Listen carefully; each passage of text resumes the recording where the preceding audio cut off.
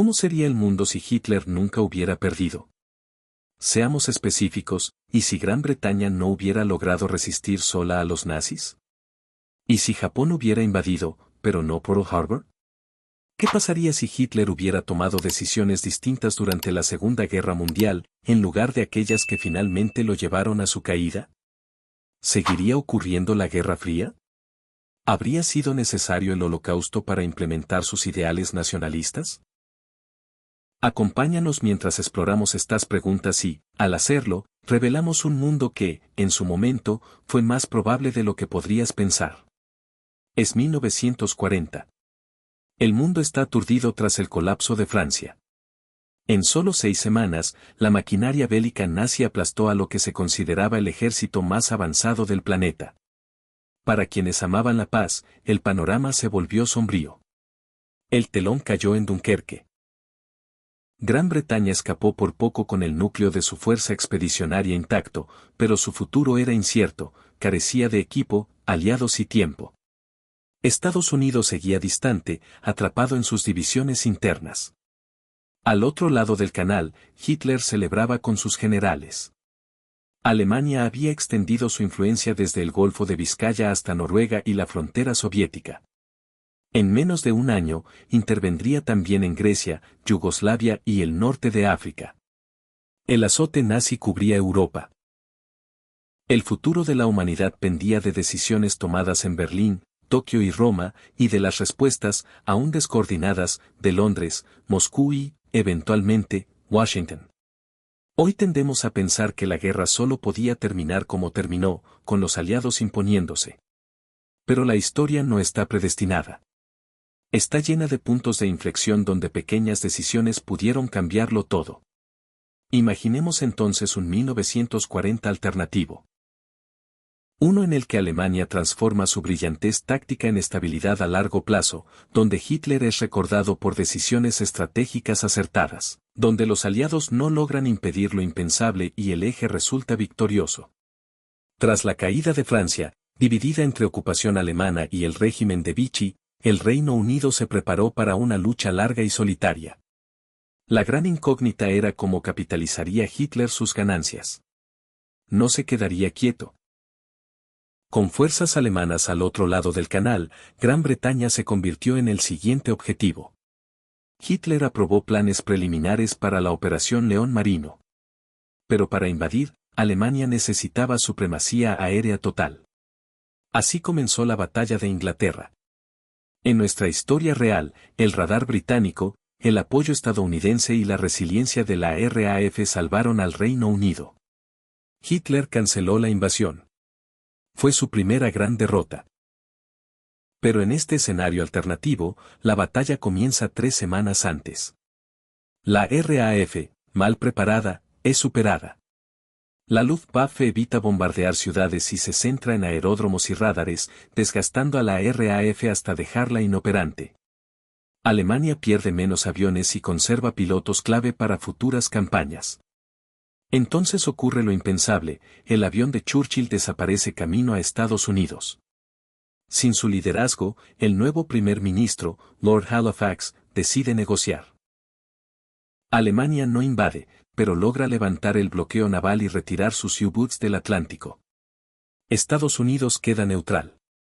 La jugada es magistral. Alemania redirige recursos a tanques y reabre el comercio marítimo, fortaleciendo su industria. Francia revive parcialmente su economía. La guerra en Occidente se congela. Con el oeste asegurado, Alemania concentra todo en Oriente. En 1941 lanza la Operación Barbarroja con más recursos, más tanques y sin un frente occidental que distraiga. Moscú cae. Leningrado es atacada en coordinación con Japón, que decide no atacar Pearl Harbor y, en cambio, invade la Unión Soviética desde el este. Estados Unidos intenta ayudar a Stalin, pero las rutas están bloqueadas. Sin préstamo y arriendo, la URSS se asfixia lentamente. Para finales de 1942, Stalin muere y el régimen colapsa. La guerra termina con el eje dominando Europa, Eurasia y el lejano Oriente. Estados Unidos queda aislado. No hubo Pearl Harbor. No hubo desembarcos aliados. No hubo camino hacia otra victoria. Así pudo haber sido el mundo si Hitler nunca hubiera perdido. Estados Unidos no tiene un interés directo en el futuro comunista de la Unión Soviética. Le resulta tan inquietante como la visión nazi, dos caras de la misma moneda totalitaria. El futuro estadounidense está muy alejado de los intereses europeos y nazis y cada vez menos comprometido con mantener un equilibrio de poder fuera de sus propios intereses defensivos en el Pacífico. Con el totalitarismo en ascenso, el destino de Estados Unidos se ancla firmemente en las Américas. Bien. Ya sabemos cómo podría haber terminado la Segunda Guerra Mundial si Hitler no hubiera perdido, pero ¿cómo habría sido el mundo en las décadas siguientes? Gracias a la evidencia de la propia autobiografía de Hitler, Mein Kampf, y al programa sistemático de limpieza étnica que sus subordinados ejecutaban mucho antes del final de la guerra, podemos trazar un panorama bastante claro. Como afirmó el historiador militar Omer Bartov al ser preguntado por las ambiciones de posguerra de Hitler, quiso decir lo que dijo. Es probable que viéramos a colonos alemanes, familias de linaje aria cuyos hijos portan insignias de las juventudes hitlerianas, expandirse por los territorios eslavos recién conquistados y despoblados. Millones de habitantes originales se convierten en refugiados, son enviados a campos de trabajo o asesinados sistemáticamente, en especial los judíos. Alemania ya no teme enemigos continentales. Es más grande que nunca y, con gobiernos colaboracionistas elegidos en Europa Occidental, Hitler puede centrarse en germanizar el Este, borrar su patrimonio histórico, imponer una nueva narrativa y aplastar los focos de resistencia restantes. Se requieren otros 5 años para pacificar lo que queda de la Unión Soviética. Con cooperación japonesa, ambos imperios dividen la URSS en dos. Se aplican programas violentos de descomunización. Maestros del partido nazi inculcan la jerarquía racial hitleriana, policías militares imponen una segregación estricta, prohibiendo a los pueblos eslavos reproducirse salvo bajo condiciones de esclavitud o servidumbre. La censura es absoluta. Joseph Goebbels difunde propaganda antisemita a escala global. El nuevo Estado nazi supranacional aplica esterilizaciones masivas, encierra a personas con enfermedades mentales para su experimentación y exterminio, e implementa el Lebensraum, usando el granero soviético para alimentar a la población alemana. En la década siguiente, 50 millones de eslavos son asesinados, superando incluso la magnitud del Holocausto judío. Las fronteras se redibujan lentamente. Pueblos enteros son borrados y reconstruidos bajo liderazgo ario, marchando hacia un supuesto futuro iluminado. Con acceso irrestricto a recursos globales, el Reich aplasta cientos de redes de resistencia antes de que crezcan. La censura es tan férrea y los crímenes genocidas están tan bien ocultos que los periodistas estadounidenses nunca llegan a conocerlos. En su lugar, ven lo que el Reich quiere mostrar. Lealtad absoluta al Estado, prosperidad aparente e innovación tecnológica e industrial, impulsada por científicos que nunca huyeron a Estados Unidos y permanecieron produciendo armas para Alemania. Imaginar una posguerra con Hitler victorioso es inquietante. Los historiadores documentan su deterioro físico entre 1933 y 1945, agravado por el consumo de drogas administradas por su médico Theodor Morau. Sin embargo, una victoria más rápida y menos estresante podría haber prolongado su vida hasta los 60, 70 o incluso 80 años. De haber sobrevivido, Hitler probablemente habría contemplado un conflicto futuro con Estados Unidos, nación que consideraba racialmente degenerada y opuesta a los principios del Reich. Aunque es difícil prever ese enfrentamiento, sí es más fácil imaginar la gestión del mundo posguerra. En un escenario similar al descrito por Philip K. Dick en El hombre en el castillo, Alemania y Japón mantienen su alianza, dividiendo sus esferas de influencia a lo largo del paralelo 70. Japón gobierna una vasta esfera de coprosperidad en Asia, que incluye India, Pakistán y Afganistán, y a cambio abastece a Alemania con hierro y carbón de Siberia. Japón, ahora amo de una cuarta parte del planeta, es inmune al bloqueo estadounidense. El petróleo fluye. Sus activos nunca son congelados. El régimen que gobierna en Asia es duro, como todos esperaríamos. Los pueblos conquistados son tratados con brutal represión. Millones son asesinados, envenenados, muertos de hambre y vendidos como esclavos. De 5 a 10 millones de ellos son chinos. La influencia estadounidense nunca se extiende por el Pacífico y los oficiales japoneses que cometieron actos de violencia desenfrenada y crímenes atroces nunca son perseguidos ni juzgados. Cuando los estadounidenses demuestran ser incapaces e indispuestos a ofrecer ayuda, la China de Chiang Kai-shek accede de buen grado al dominio imperial japonés. En el Mediterráneo y África, Mussolini disfruta de la nueva esfera de influencia italiana en Oriente Medio, Malta, Córcega, Chipre, Grecia y partes de la Riviera Francesa. El fascismo italiano coexiste con la tiranía hitleriana, pero en una forma mucho más suave.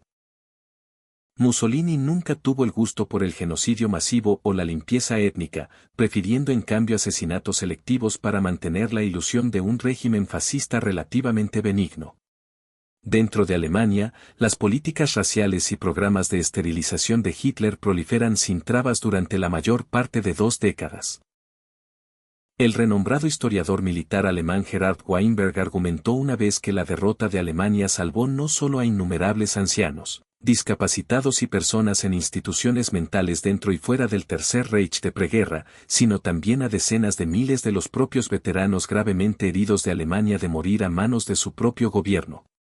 En nuestra historia alternativa, cada uno de estos grupos sufre pérdidas inimaginables.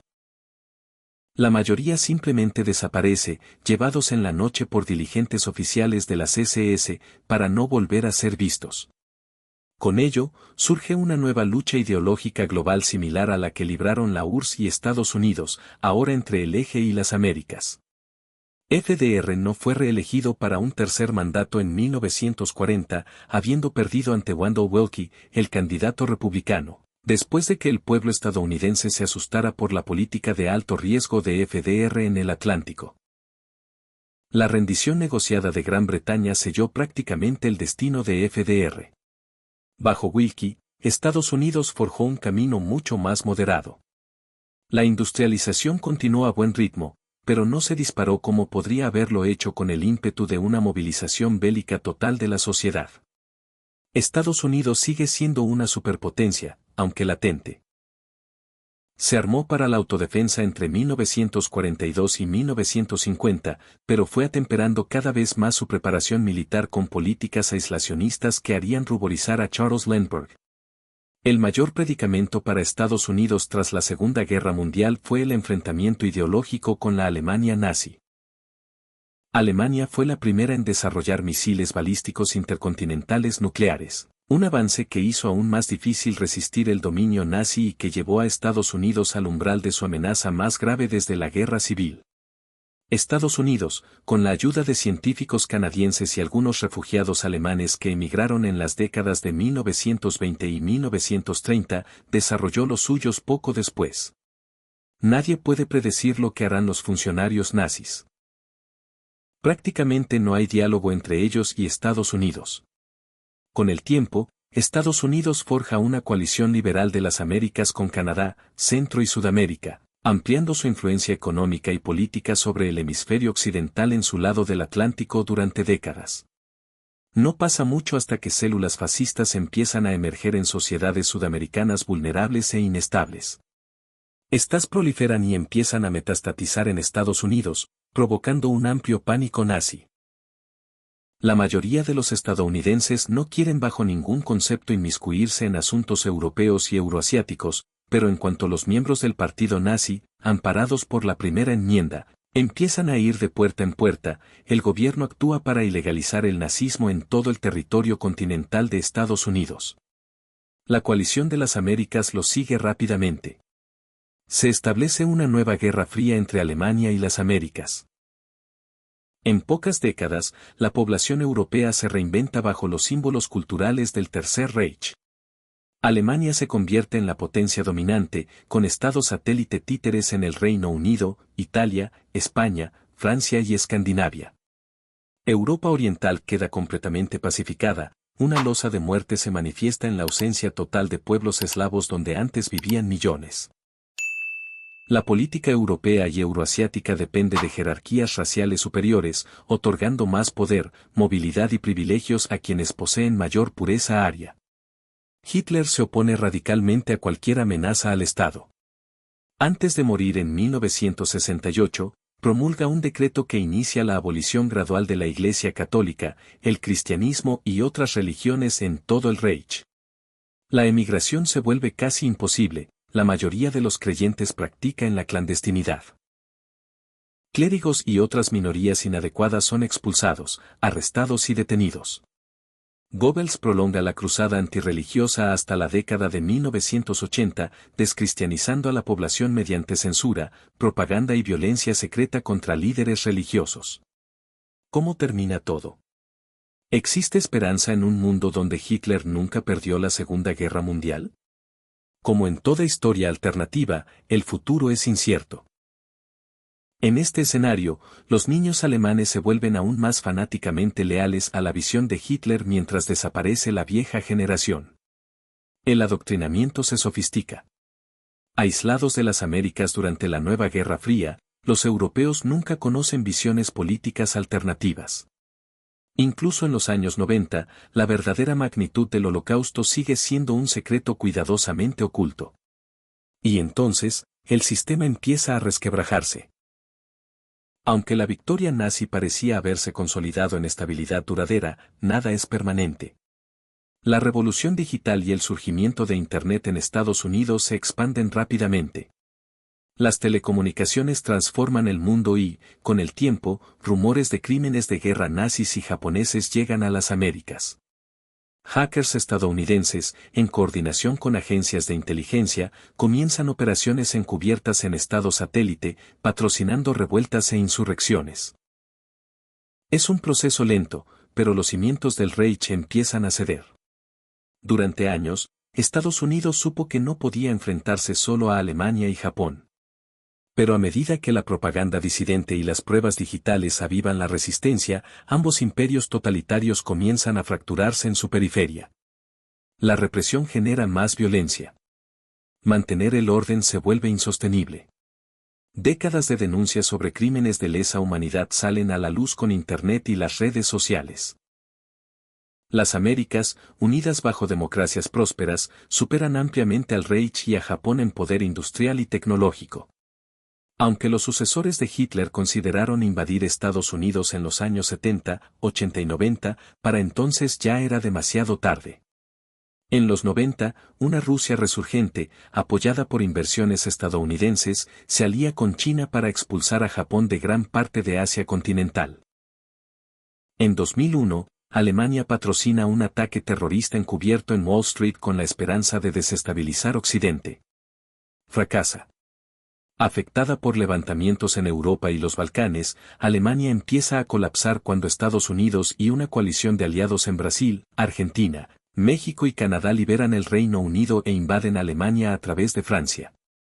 Tras 15 años de guerra, las fuerzas aliadas y la coalición soviético-china se encuentran a lo largo del Rin. Alemania queda en ruinas. La victoria solo fue posible mediante un esfuerzo global y prolongado. Para 2022, Europa comienza a normalizarse. Estados reconstruidos adoptan la democracia, las pequeñas empresas resurgen tras 3 generaciones y los ciudadanos se liberan, por fin, del yugo mental del fascismo. Pero el conflicto vuelve a asomar. Circulan rumores de que Rusia busca recuperar territorios en Ucrania y otras regiones soviéticas. Se habla de concentraciones militares en la frontera. ¿Qué ocurriría si Rusia avanzara sobre Kiev, Varsovia y más allá? ¿Cómo afectaría eso al nuevo orden internacional? Quizá esa sea una historia para otra ocasión. Ahora dime, ¿cómo crees que se vería el mundo si Hitler nunca hubiera perdido la Segunda Guerra Mundial? Déjalo en los comentarios y suscríbete para más análisis históricos y militares. Nos vemos en el siguiente video.